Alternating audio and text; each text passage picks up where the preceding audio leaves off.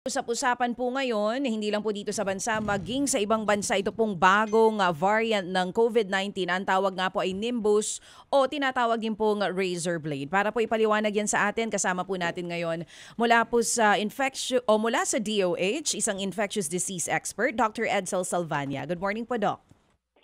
Good morning. Good morning sa lahat ng nakikinig at nanonood. Good morning po. Doc Edsel, ano nga ba itong bagong variant po ng COVID na sinasabi parang kapamilya daw ng Omicron? Ano po ito? Well, yes. Actually, itong NB.1.5.1, ito po ay actually isang recombinant. Parang yung mga XBC, XEC na naririnig natin dati. Pero recombinant siya ng dalawang klase ng Omicron. So, Omicron pa rin siya actually. So, ang issue dito sa NB, ang nangyayari kasi nakikita nila na parang nag-take over sa dahan-dahan dun sa mga ibang variants, lalo na sa Estados Unidos. At mukhang meron siya konting survival advantage. Kaya binabantayan siya ng mabuti. Pero sa ngayon, mukhang low risk naman ang sabi ng WHO in terms of public health. Okay, binabantayan po ng maigi pero low risk. Ito po bang variant na ito nakapasok na dito sa Pilipinas ngayon? Sa ngayon po, wala po tayong ebidensya na nakapasok ang NB.1.5.1 dito sa Pilipinas. Bagamat binabantayan naman po ito, meron naman tayong kapabilidad na mag-sequence ng mga COVID, yung whole genome sequence, even during the pandemic. So isa po ito sa mga tinitingnan sa ating surveillance kung nakapasok na. Bagamat sa ngayon mukhang wala namang increase in the number of COVID cases, hindi katulad ng mga nababalitaan natin sa Singapore, sa Taiwan, sa Thailand. Pero sa ngayon, wala pa po talagang nare-report na itong bagong variant. Oo. Doc Edsel, when you say low risk, ang ibig sabihin po ba nito, kaunti po yung na-o-ospital sa mga tinatamaan nitong bagong variant ng COVID? Yes po. Actually, ganun nga yun. Kasi alam naman natin, ang nagiging problema lang talaga sa Omicron at sa ibang variant ng COVID ay kung tumataas yung tinatawag natin na healthcare utilization. At sa ngayon, even in the countries na kung saan natin nakikita yung lumalabas itong bagong variant, wala namang indikasyon na mas nakakahawa ito or mas nakamamatay. Merong mutations na pwedeng magkaroon ng survival advantage, pero sa ngayon, hindi naman nila sinasabi na may potential ito na magsarado ulit ng kung ano-ano, yung magkakaroon tayo ng problema sa ating hospitalization rate. Kaya ang sabi ng WHO at ng European bodies that deal with this, and ay low risk naman po ito. Oo. Ano pong unique dito sa Nimbus variant? Kasi sinasabi po sa mga balita, tinatawag din tong razor blade throat. Kasi masakit daw po sa lalamunan, iba dun sa ibang sintomas sa mga naunang variants po ng COVID. Well, isa po itong obserbasyon ng mga tao, bagamat kung titingnan po natin sa masusing pag-aaral, yung scientific method po talaga, wala namang lumalabas per se na magkakaiba compared to the other variants.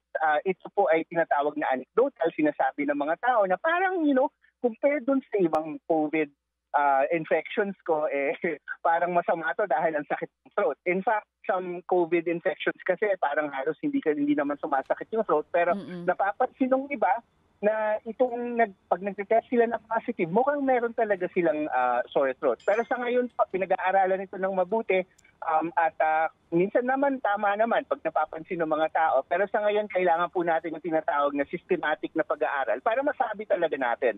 Dahil ang ibang COVID variant, meron rin namang sore throat. Oo. Pero Doc Edsel, paano malalaman, halimbawa, kung sumakit man yung lalamunan ko, if it's a simple sore throat or Nimbus variant na po iyon ng COVID, may different, paano ma-differentiate po yun? Kumbaga, kung COVID, no? Kung COVID po ito, at saka kung ito or simpleng sore throat pangkaraniwan lamang, kailangan mo mag-test. Doc? Yes, Masong Ted. So, ganun talaga. Hindi natin masasabi for sure na pag may siton, may ubo, may sore throat ka, ay siguradong yan na yung variant. Kasi kahit anong virus na nag-cause ng colds or even sometimes may bacterial infection naman, pwede mag-cause po talaga ng sore throat. The best way to figure out if COVID yan or hindi is mag-test. At para malaman natin kung ito nga yung NB.1.5.1, kailangan po natin gawin yung tinatawag na genetic sequencing. Otherwise, COVID, yung pinakauna is dapat mag-positive muna for COVID. Kasi kung hindi positive for COVID, malamang hindi talaga yun yung NB.1.5.1. Sige, so nangangahulugan po na kasi ho naman ngayon available Doc Edsel sa over-the-counter yung di ba, yung pan-test ng tawag doon? Yung testing kit natin. Antigen po. Antigen test kit, no? Available yan. So, para malaman kung anong uri ng variant yan, mag-oobliga ka na magpa-test pa nung mas mahal na test at dapat ma-record sa DOH. Ganun po iyon. Yes po, Manong Ted. Actually, hindi naman namin ino-offer yung sequencing as a regular procedure po. Actually, kung sa surveillance, gagawin po yan ng Department of Health for free. Kasi kasama po ito dun sa surveillance na ginagawa para malaman kung meron nang nakapasok sa Pilipinas. Pero hindi ka pwedeng pumunta sa laboratory at sabihin, paki-sequence nga ito. Number one, mahal yan. Kung gagawin mo talaga, lalampas mga 20 to 50,000 pesos yan. At pangalawa, ginagawa po ito sa mga specialized laboratories katulad ng Philippine Genome Center. At kinakailangan po talaga mag-coordinate at usually ang DOH po at mga government agency lang po yung nakakapag-coordinate dyan. O sige po, kasi di ba ang antigen test hindi naman niya recorded sa DOH, right? Kasi nga, kanya-kanya lang po ito, di ba? Oo. Yes po, Manong Ted. Ang rinireport kasi yung PCR. Tinry po namin during the pandemic na ipa-report rin yung sa antigen pero medyo madami kasi at mas mahirap i-regulate po yan. Opo, sige po. Ngayon ba meron pa rin RT-PCR test kumbaga? Meron pa rin po ba? Yan ba available pa rin sa mga ospital? Yes po, Manong Ted. Actually, ang mga ginagamit po ngayon, meron po kasi mga tests na mas madaling gawin kaysa yung basic na RT-PCR. Meron po yan. Minsan, pag-test po namin, sabay-sabay na mga 25 or 30 different viruses, yung mga tinatawag na biofire film array. So, nadadamay na po doon yung COVID kasama na po doon. Okay, sige po. So, sa ngayon po, meron ba kayong ideya? Ilan ang COVID cases sa Pilipinas? Sa ngayon po, Manong Ted, wala akong eksaktong data sa harap ko.